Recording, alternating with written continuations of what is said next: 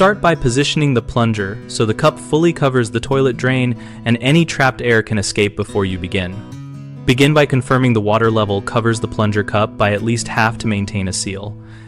If the bowl is nearly empty, add water with a bucket until the cup sits submerged about halfway. Hold the plunger handle near the top with one hand and brace the flange or base with the other so the cup stays centered and does not fold. Angle the cup into the drain slightly to push out trapped air, then press down slowly to form a firm seal against the opening. Use forceful, steady up and down strokes of about 6 to 10 inches while keeping the seal intact and using your core rather than just your arms to generate pressure. After 10 to 20 vigorous strokes, lift the plunger in one continuous motion to break the seal and allow water and dislodged material to flow away. Common mistakes include starting with too little water, which breaks the seal and wastes effort. Fix that by adding water until the cup is partially submerged.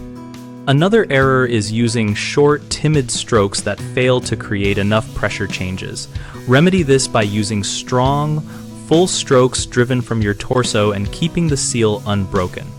A third issue is lifting the plunger repeatedly between strokes, which releases suction and resets progress. Instead, keep a consistent pattern, and when you are ready, stop plunging and lift in one smooth motion so the blockage can clear. On bighomeprojects.com, we help homeowners find local contractors and contractors find work by connecting people with regional professionals.